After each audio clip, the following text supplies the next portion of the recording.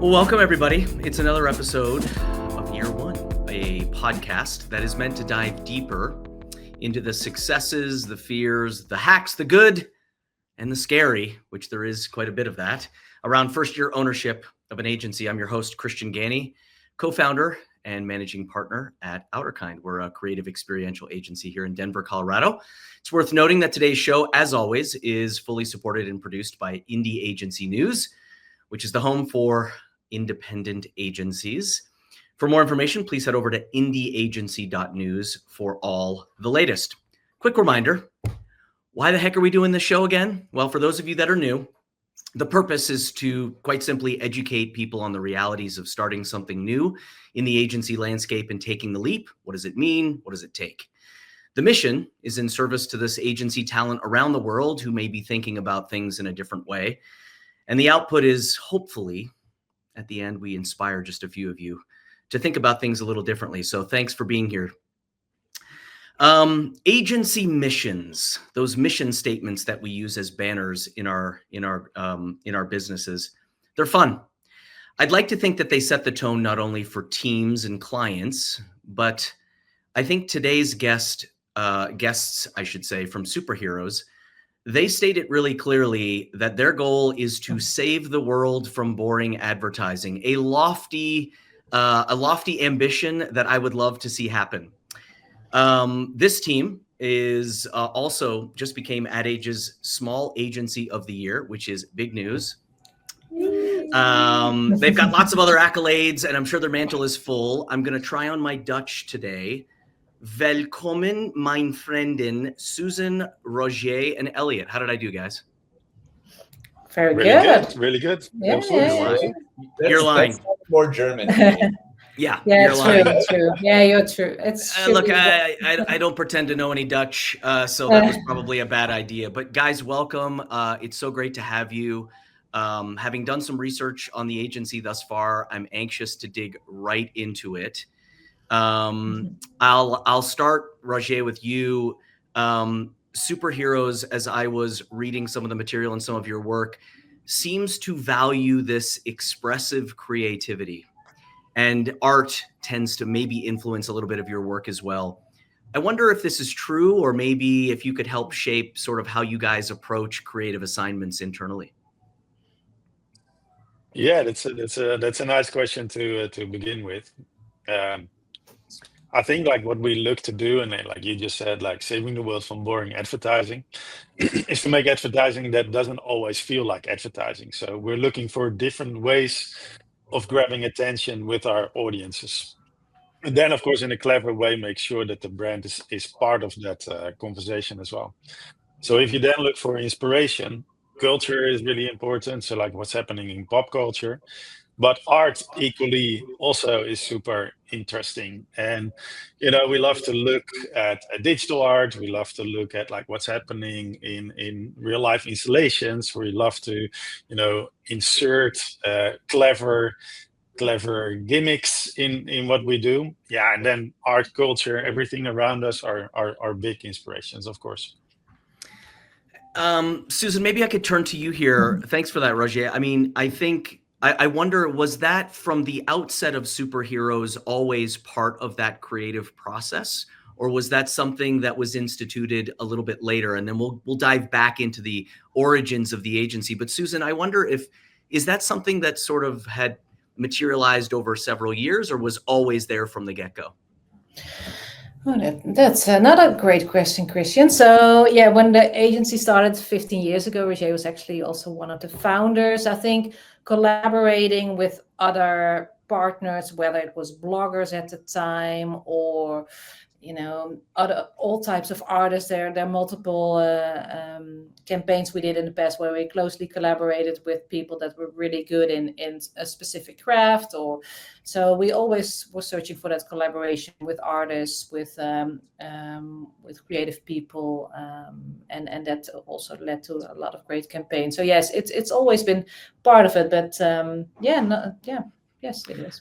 So Susan, it's actually that our first, maybe to connect to that, like our Yeah. first office we actually shared it with an artist collective also, Man. like when we began. So it was a bunch of illustrators and animators that we really loved, and we had the space, and it was totally, all the walls were covered in art. So that's where we really kicked off, and we kind of kept doing that. And what I was just thinking, like it's not just art, of course, and it's not just culture. Like what we also take into account is just humans, human behavior.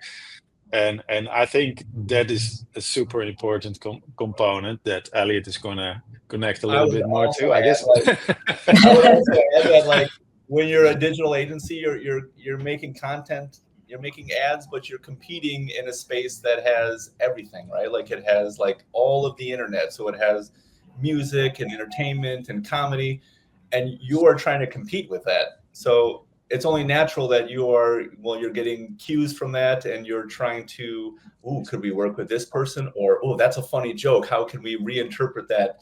So you're working in that same space, but you're at a disadvantage because you're also trying to communicate a brand message. But yeah, so we've had like tons of fun over the years of like working with like a speed rapper, or like finding like a funny viral video and working with that influencer to then, like, I don't know, twist the message and make something new. It's always a challenge finding that balance between those two things, right? There's a little bit of the brand side that's got to come through, but then you want to infuse it with some of the things that you just talked about so nicely, Elliot, about pop culture and artistic, and getting your animators really excited about working on something, which I admit can be a challenge at times, but there is a balance there. Susan, I did want to bounce back to you for one piece, since you mentioned you've been there since the outset.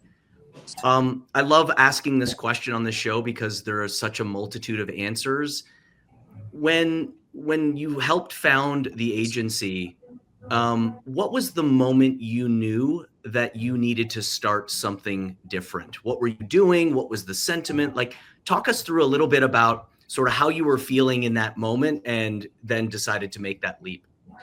Yeah, funny. So I was, 15 years ago, Rogier founded the agency. I was not there at the moment, so I helped found it in New York. But actually, my background is in clients. I've always worked on client side, so I've always been that client that reached out to agencies and worked very closely. So that was for me very interesting to make that leap to an agency and see what it's like at the other side of the table. And actually, I always enjoyed visiting my agencies, working with my agency so much that that made me decide to actually go agency side at the time. Well, you and I have followed similar paths. I tried the client side because I thought it might be nicer.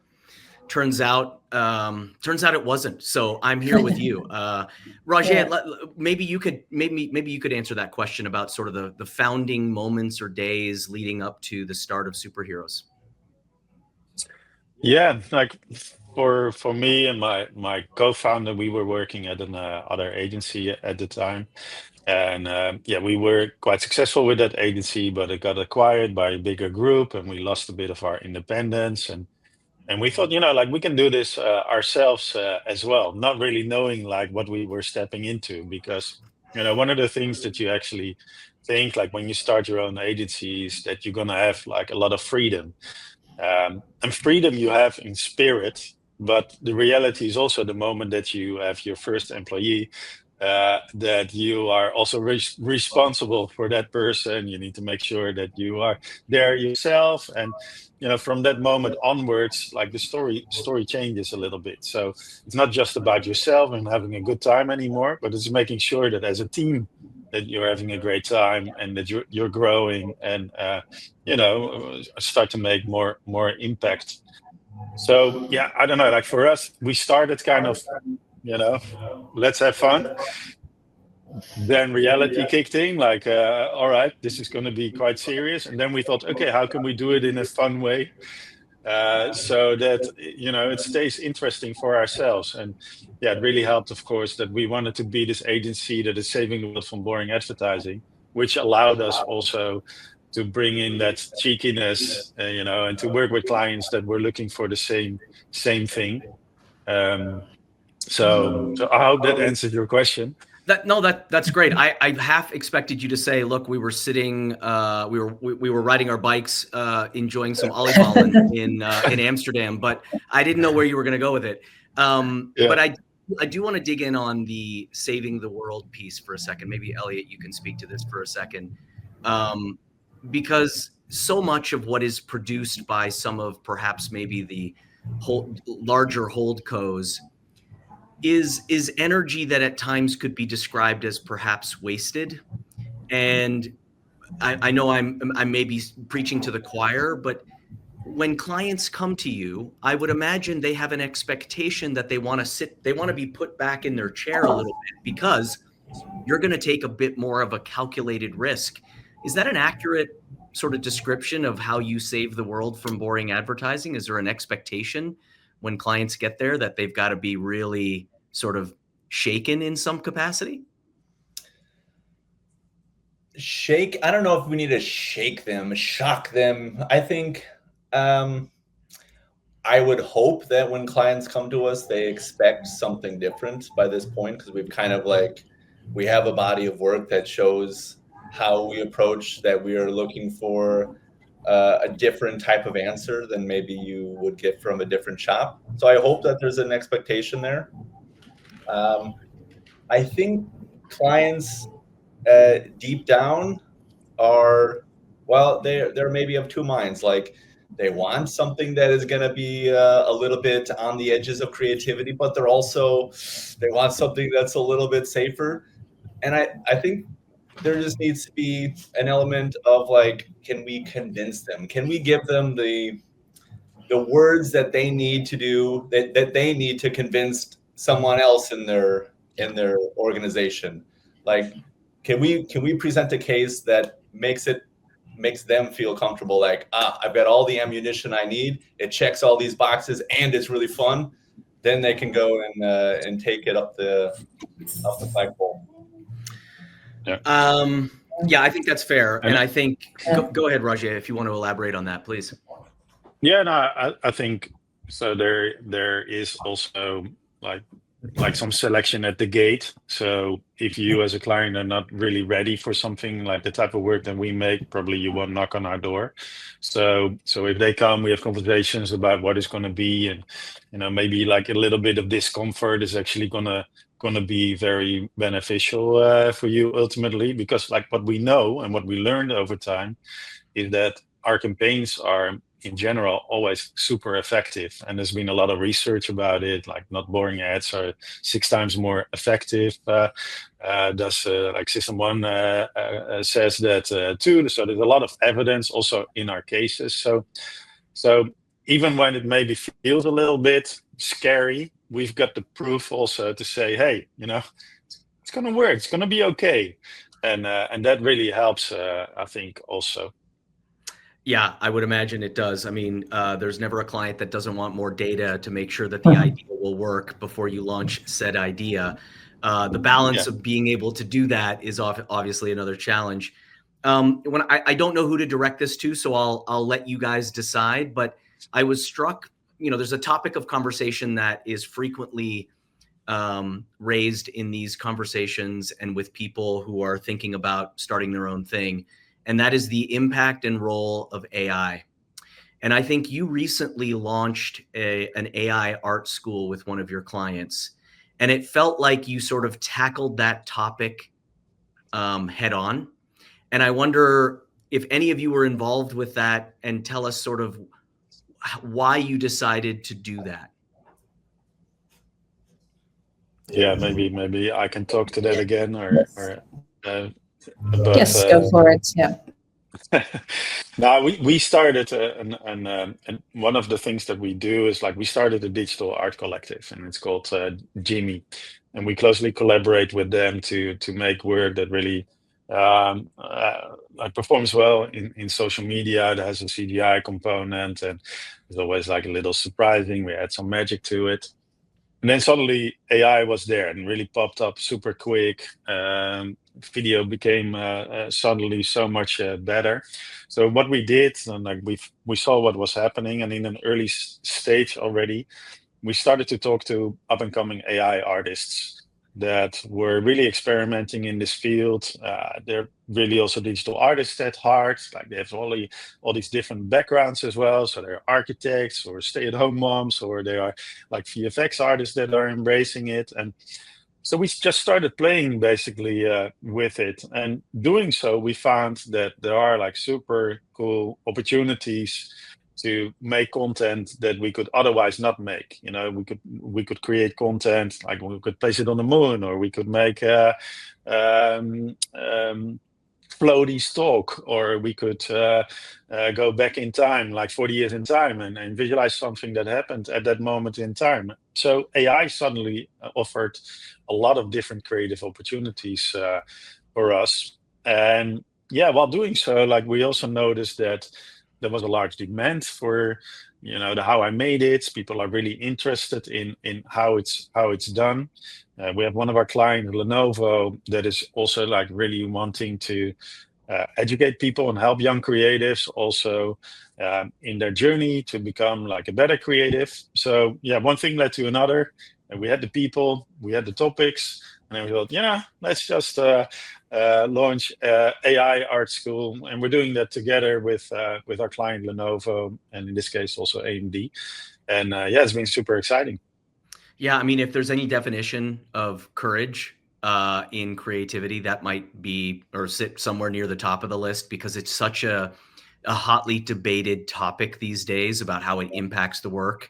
You know, Elliot, I wonder if you could elaborate at all on the fears or the balance or the use cases internally at an agency for how AI can be a really productive tool, but maybe balancing it with sort of a bit of restriction on how far we take it. Yeah, no, that's of course the challenge, like especially when we're making creative for a client, and we're working with an AI artist, for instance, and then you know we do a lot of collaborations where we'll have like an AI artist work with another artist that's in a completely different domain, and we will encounter a lot of times there's like an extra sensitivity to like, oh, doing something with AI art, no, I can't do that. Like my channel, my fans wouldn't appreciate that. No, I have to pass on this. You know, like there is just like I think a misunderstanding of AI art, of AI just in general. And part of the benefit of the AI art school is to show that, you know, it's not just like, oh, I have an idea, like I'm going to put a dinosaur on the moon, I push a button and then boom, AI made it. But what the AI art school is showing, like, man, no, there's like lots of steps. Like this is like a whole process that you couldn't just do on a whim. Yeah. So that's I think one of the kind of underlying benefits of the AI art school is that it's showing like these are artists first, and they're using AI as part of the process, and it's a very intricate process that they're doing.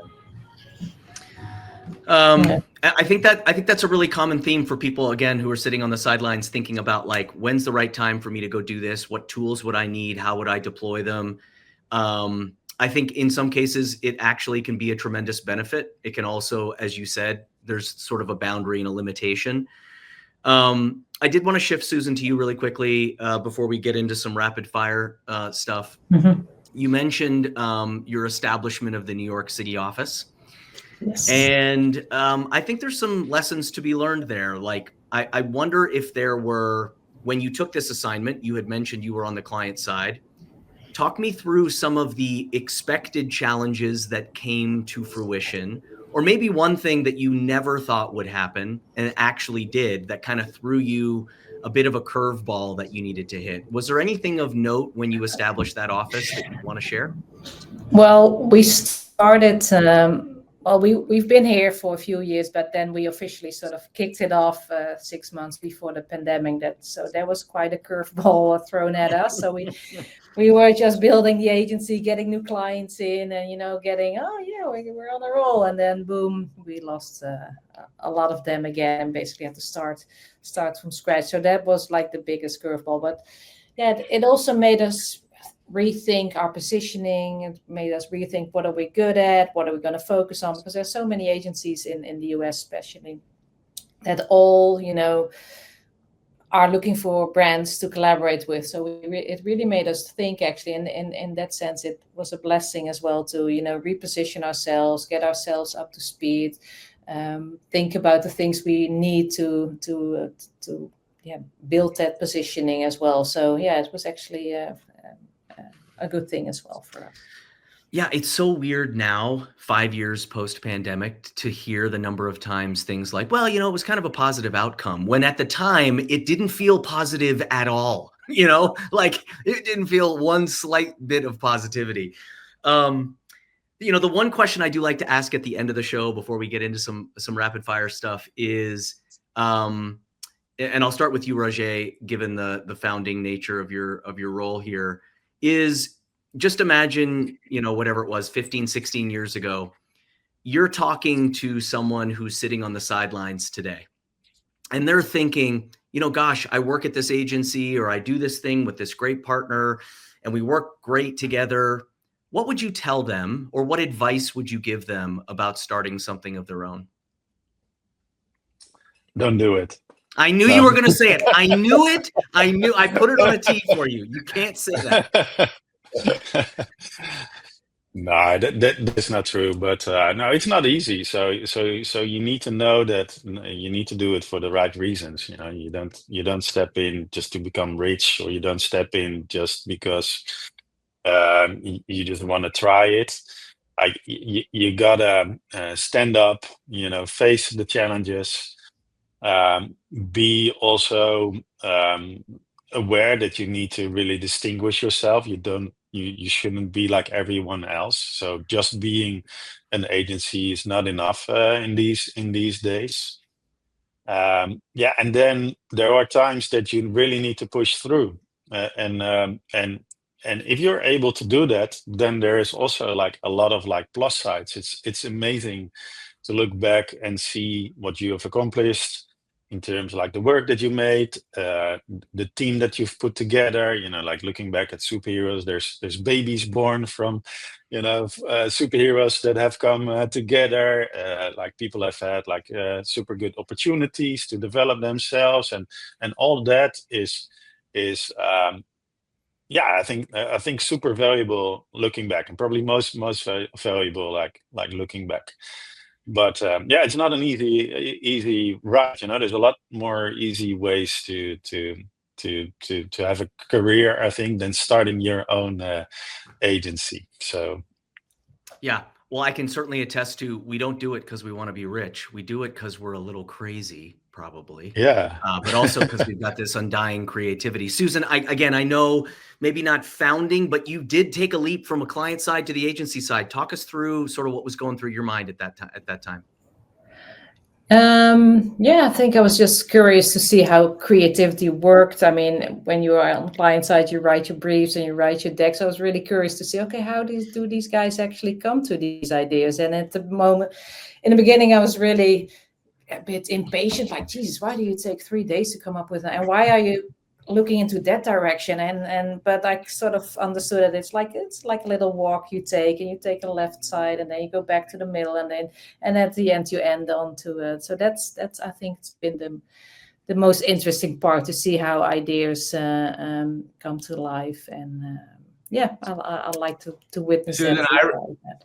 Susan, I remember when you first started, like, I remember getting this like really like genuine enthusiasm for like when we won a pitch or something, or like an idea got approved, like these things that like you kind of take for granted when you've been making stuff for a while. But it was like contagious, sort of the enthusiasm.